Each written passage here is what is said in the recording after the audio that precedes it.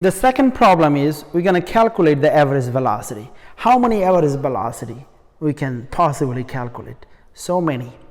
Average velocity depend on the interval.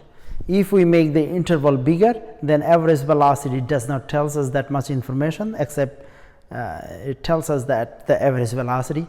If we make the interval smaller, then average velocity would tell us something that we want to know. Then it will kind of help us approximate what is going on at speed limit, which is 1.2 hour. So first we're going to calculate the average velocity of the entire trip. So this would be the biggest. What would be the biggest interval possible? The biggest interval is 0, 0 and 1.5, 30. That's the average velocity within the entire trip. That won't give us any information about right here. It will tell us about the entire trip. It won't tell us whether I was taking nap, or I was sleeping, or I was reading a book within a trip. It won't tell us that. It will tell us the average velocity of entire trip. But let's find it anyway. Average velocity of entire trip is 30 minus 0 over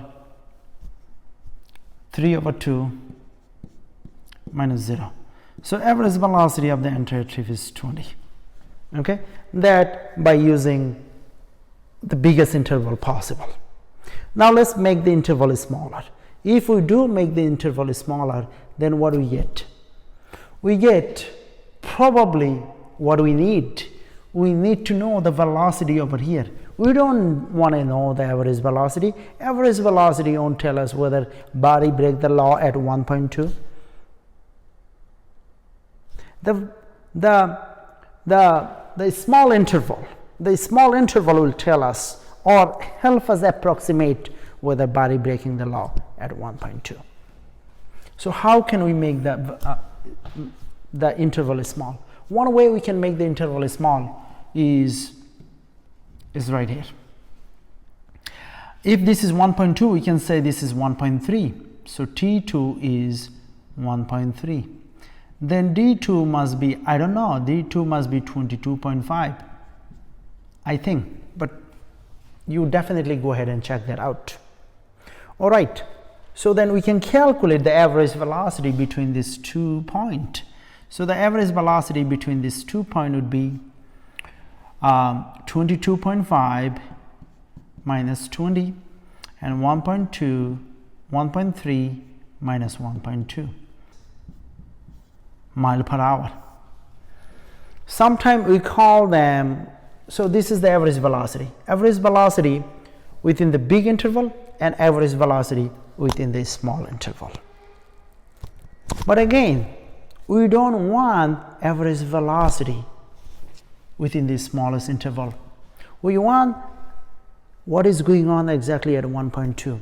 We don't want what is going on within this small interval. We want exactly what is going on at that point 1.2.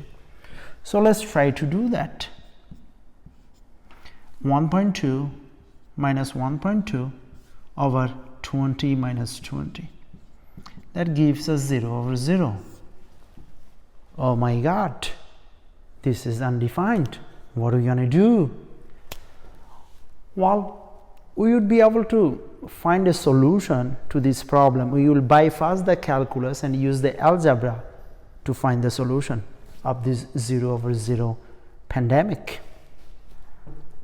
We would be able to use the velocity function at 1.2. At 1.2 is 80/3 times 1.2. All right, now we're going to grab this one, and then we're going to grab this one, and then we're going to grab this one, and we'll see the difference.